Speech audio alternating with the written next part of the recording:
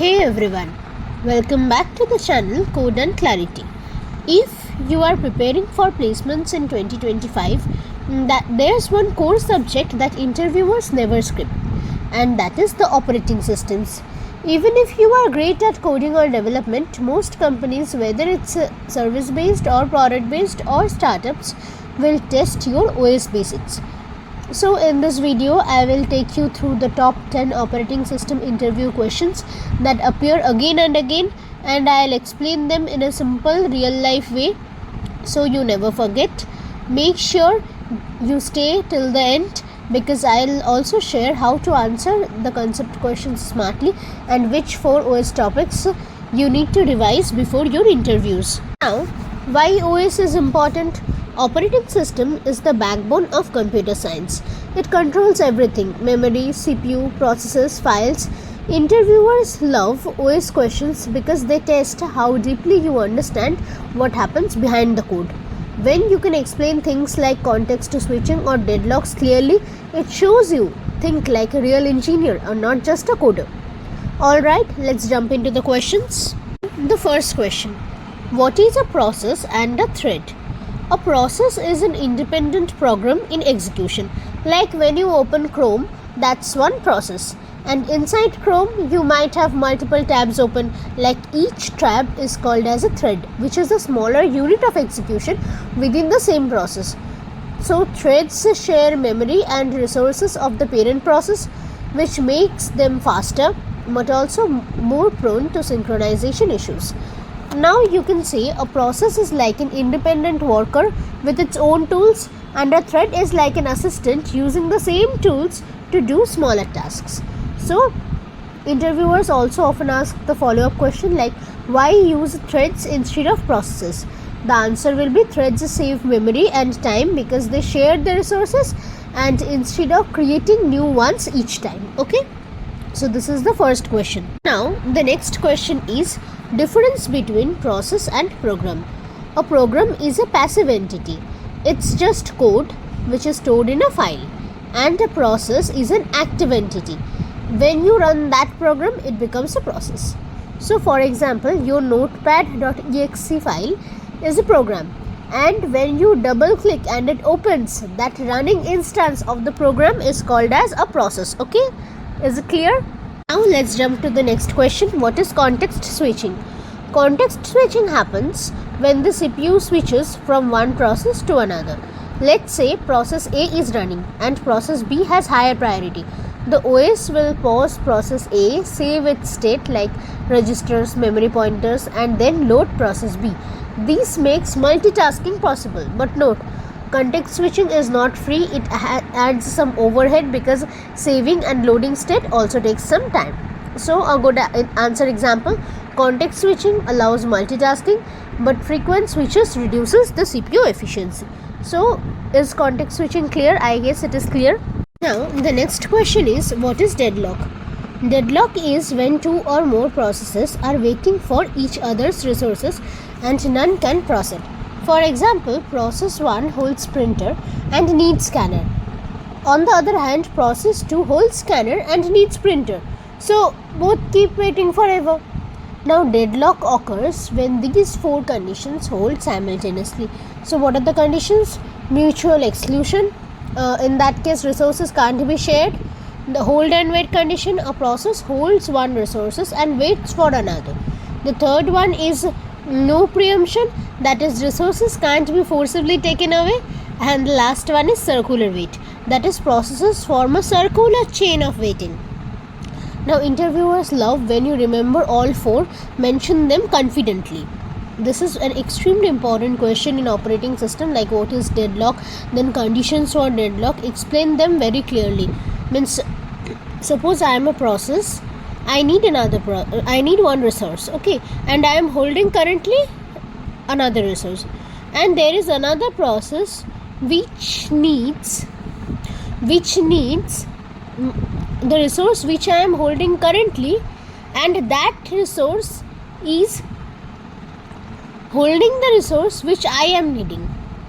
So it is stuck in a loop, like I am not leaving my resource until I am getting the next resource.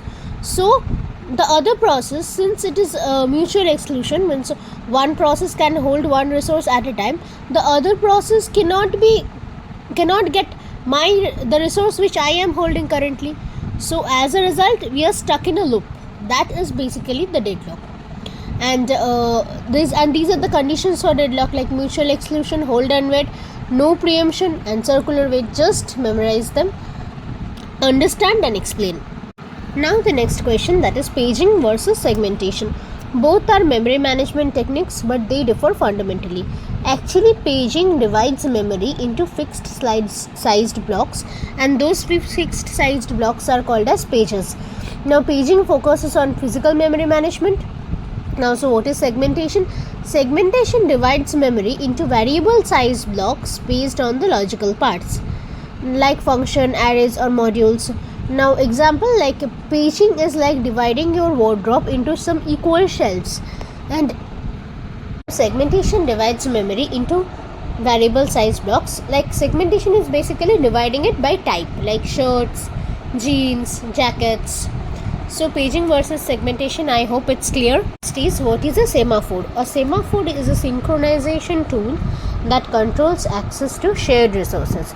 Think of it like a traffic light at a shared junction. It ensures only one process passes at a time to avoid collisions.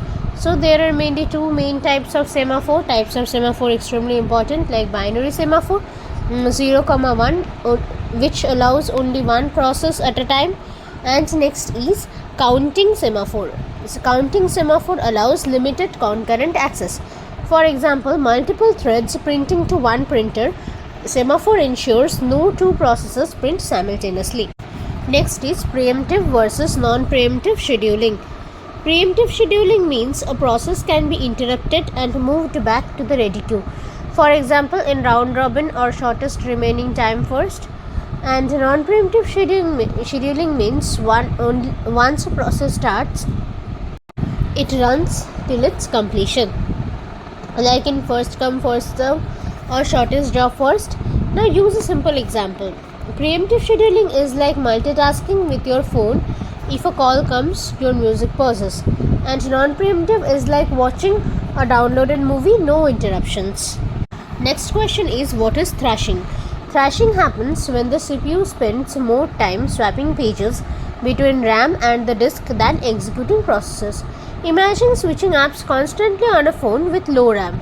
It lags because it keeps unloading and reloading data again and again. Now, so what are the causes of thrashing? Too many processes, insufficient RAM, and poor memory management.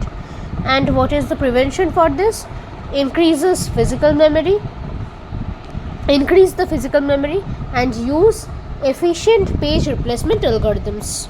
Now let's switch to the next question. What is virtual memory? Now, virtual memory allows a system to run large programs even when the physical RAM is limited. It does this by using a part of the hard disk as temporary RAM. So when memory runs out, inactive pages are moved to disk and brought back when needed. Example, when your laptop says memory full, but it still runs Chrome with 20 tabs, that's your virtual memory working.